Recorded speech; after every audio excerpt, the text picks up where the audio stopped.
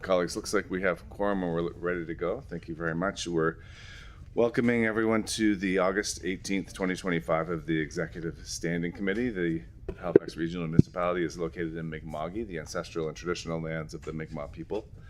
The municipality acknowledges the peace and friendship treaties signed in this territory and recognizes that we are all treaty people. And colleagues, if you would like to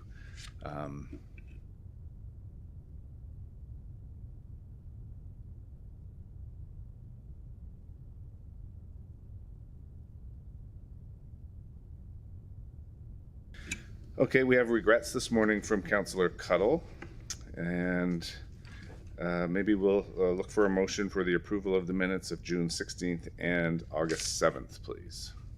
I see the Deputy Mayor and seconded by Councillor White. Any edits or changes, colleagues? Not seeing any. Shall we put your hands up if you're in favor of approving those? Very good, thank you.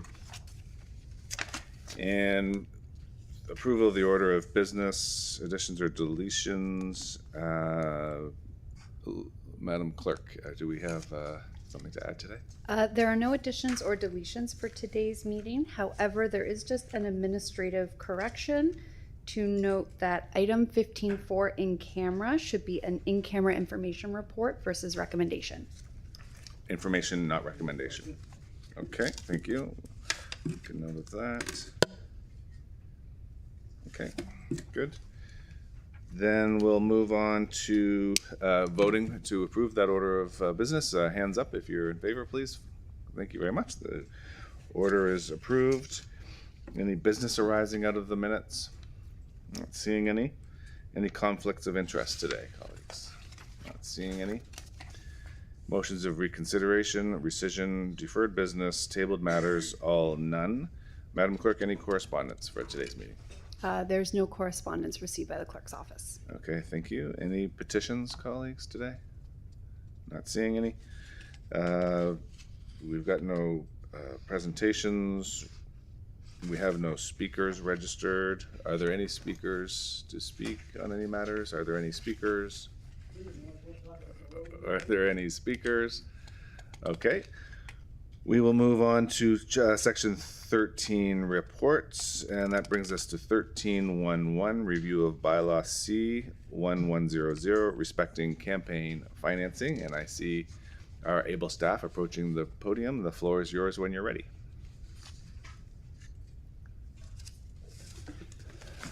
Thank you, Mayor Fillmore, members of Executive Standing Committee. What you have in front of you today is a review of bylaw C 1100. This is a task that we endeavor to complete after every municipal election to look at the municipal campaign finance bylaw just to confirm any issues or any gaps in the legislation that we need to do as we go through it with the election.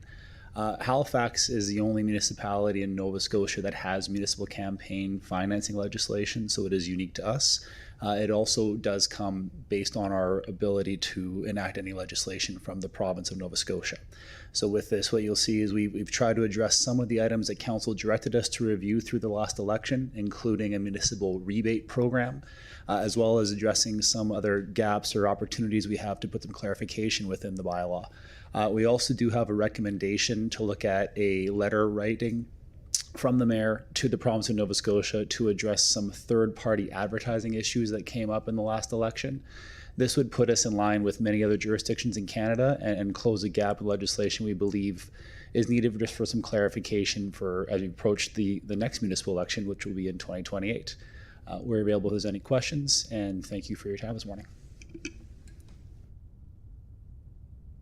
Deputy Mayor, please. I'll put the motion on the floor if you like, Mr. Mayor.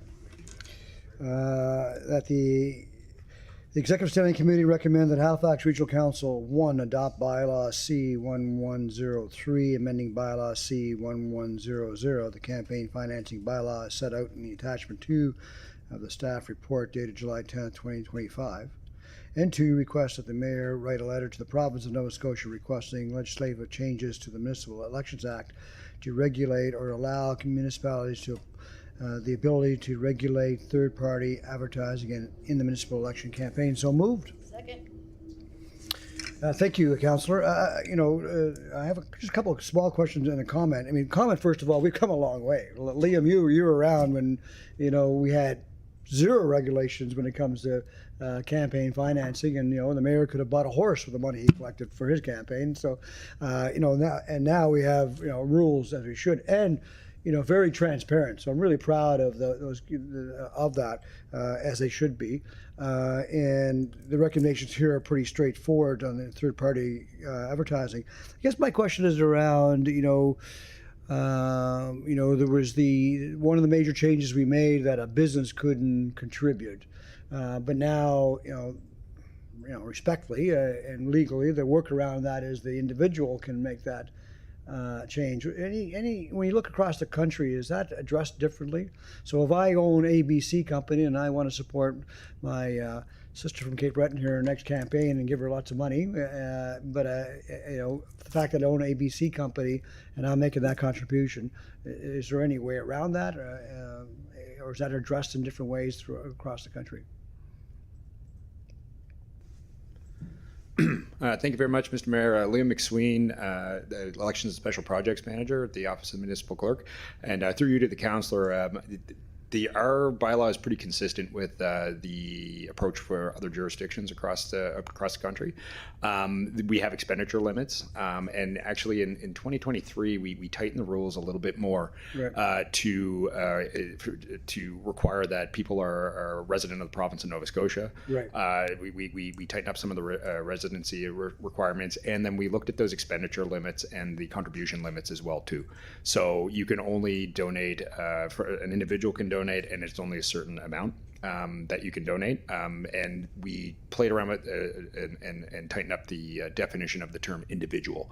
So that individual doesn't include spouse. Right. It's very, very defined in the bylaw, who is permitted to donate and who isn't. And as a follow-up to that, if I may, so we now have a new code of conduct. Had you looked at the code of conduct in relationship to the campaign finances? Because when I go through that code of conduct, which took me a while to finally get into the online to be able to do it, but once some question marks would pop up and thinking, is there a connection? So I don't know if you've looked at the code of conduct in relationship to the finances. That's all. Mayor Fillmore, through to the councillor. Our Deputy Mayor, my apologies. That is something we are in the process of doing, and you can expect to see more policy conversation and policy work coming to this body over the course of the next year prior to that 2028 election, specifically to do that. We deal with changing legislation and have to change our processes around it. That's what we're going to be doing, and specifically working with our partners in the fourth floor, the Council Support Office, to make sure that we're getting a really informed view of how we can be really clear and consistent with this, both for regional council, but also for members of the public. It's an exceptionally good question. Okay, that's great. I appreciate it. Again, I'm very proud of where we are right now. We've come a long, long way. So thank you. I support the motion on the floor. Thank you very much. Councillor White, please. Thank you, Mayor. I have a few questions. I'll start with the gaps in legislation over campaign finances. Like, what have there been conversations with the province on this? Do you see any likelihood of changes before the next election, or is this something that you think will sit? Thank you very much for your question, Councillor, and through you, Mr. Mayor, to the Councillor. Yes, this is a conversation that's top of mind with the province, certainly through the Association of Municipal Administrators of Nova Scotia. This topic comes up, and there's HRM is represented on a Municipal Election Act Review Committee, which is a group of municipal administrators from across the province that make recommendations to the minister on potential changes, legislative changes in election administration in general. And campaign financing certainly is something that is of very large interest.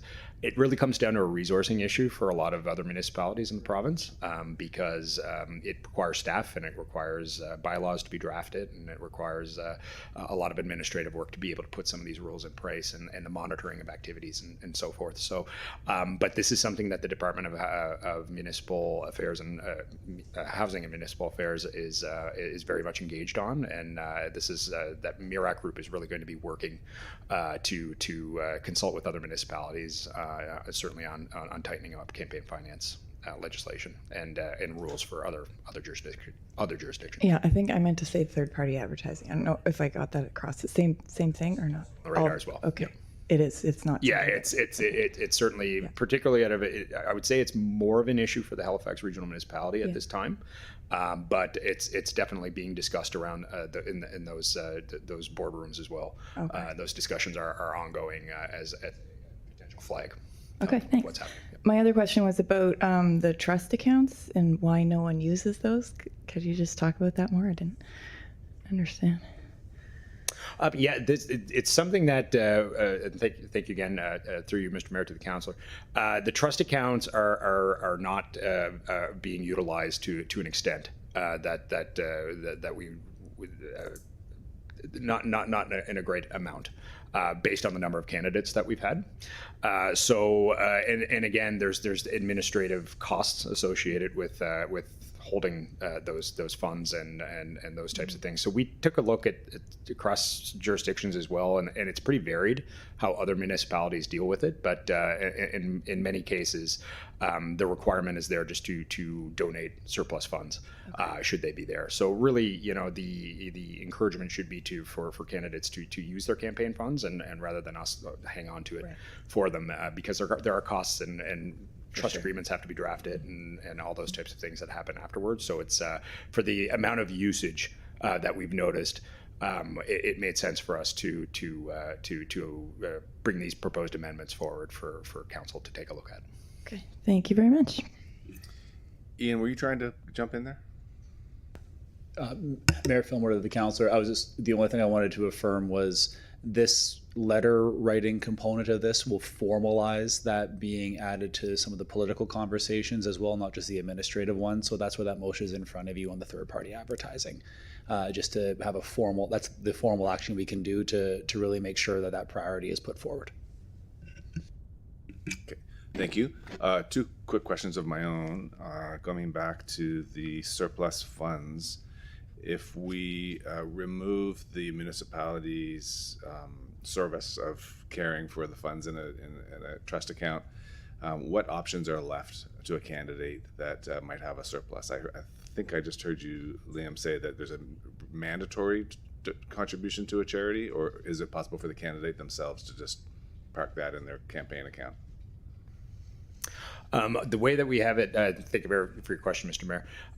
The way that we have it worded in the bylaw right now is that it would be there's a requirement for the candidate to donate that surplus fund. Now, any surplus accounts that we currently have, we will hold those until the next election. But so on a go forward from 2026 on, our recommendation is that those funds be donated.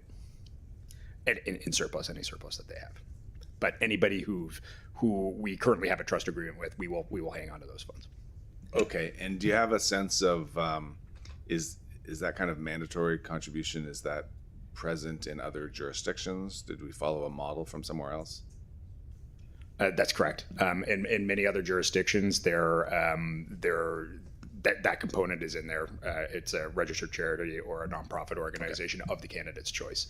In some cases, the surplus funds are just turned over to the municipality. It's kind of a broad-based shot, but yes. All right, thank you very much for that. The other question was on third-party advertising, and if I could direct you to the top of page 4 in the report, the second paragraph that begins in 2024.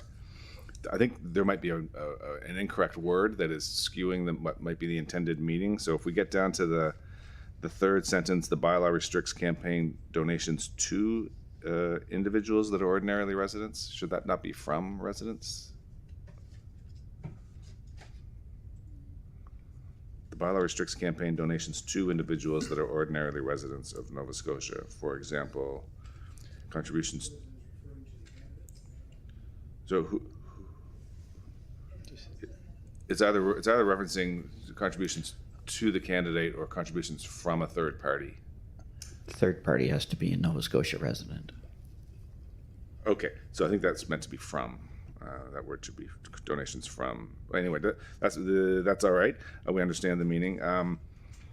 I wonder if you could just give like a generic example of the kind of third-party advertising that we're trying to control here. Mayor Fillmore, so this would be for trade unions. This would be for corporations that are not necessarily donating specifically to a candidate, are donating and putting things out on behalf of people that they may support. We saw this in the last election. We've seen this in other jurisdictions where people will put together formalized campaigning on behalf of a subject matter or on behalf of a slate of candidates or individual candidates. This is not asking to ban this completely. This is asking to have some form of a step in process to have council determine how they want to regulate this. There are third-party advertising processes in other jurisdictions where people will register, very much in the same line as our campaign contribution process, where it has to be clear where the money is going to and clear on some of the limits on it. So you don't have a loophole where you don't have any of the limitations on campaign financing, as long as you do it on behalf of somebody, not to somebody. So an example might be such and such a union supports candidate Jane Smith, and they buy airtime that's not paid for from the candidate's fundraising, but paid for from their own coffers, and we want to have some control over that. That is Okay, correct. I'm with you now. I gotcha. Okay, thank you very much for the clarification. I don't see any other names on the list, colleagues. Any other conversation? Question's been called.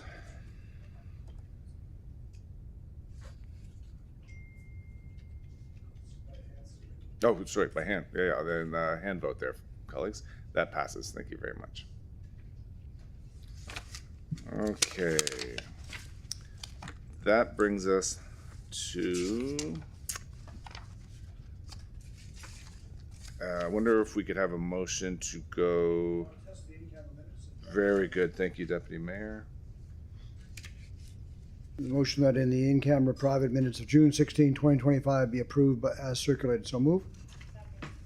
Seconded by Councilor Hartling. All in favor? The minutes are approved.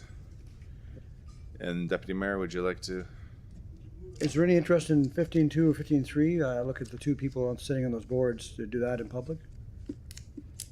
15.2, Kathy? Can we do it in public, or do you have to, is there something to be discussed? Yep, go ahead. All right. Councilor Di Thank you, Mr. Mayor. Move that the Executive Standing Committee 1 adopt the recommendations as outlined in the private and confidential report dated August 13th, 2025, and 2, direct that the private and confidential report dated August 13th, 2025 be maintained private and confidential. Did by the Deputy Mayor. All in favor? Show of hands. That passes. Very good. Thank you. That brings us to 15.3. Would anyone like to test 15.3 in public? Councilor Young. Okay, thank you, Mr. Mayor. That the Executive Standing Committee, number 1, adopt the recommendations as outlined in the private and confidential report dated August the 5th, 2025, and 2, direct the private and confidential report dated August 5th, 2025, be maintained private and confidential. Seconded by Councilor White. All in favor? And that's approved. Very good. Then that brings us to 15.4. Okay.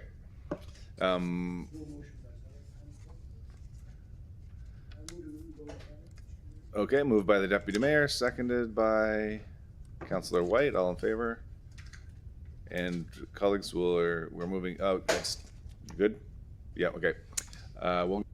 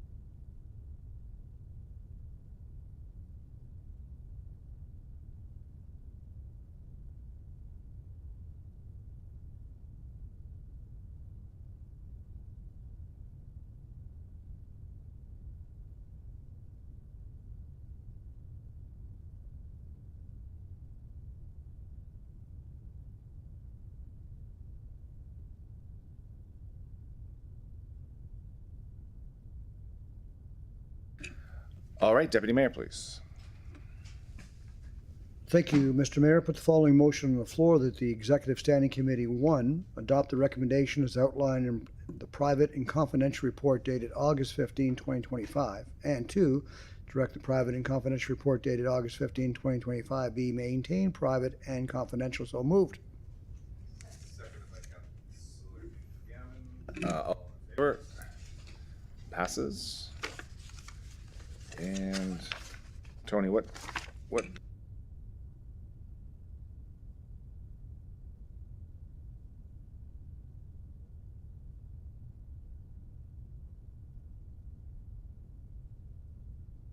Do we cover off all the in camera?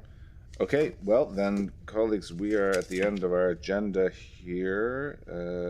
We'll meet again on September 15th, 2025, and unless there's any other discussion, we'll ask for a movement to adjourn, and we are adjourned. Thank you.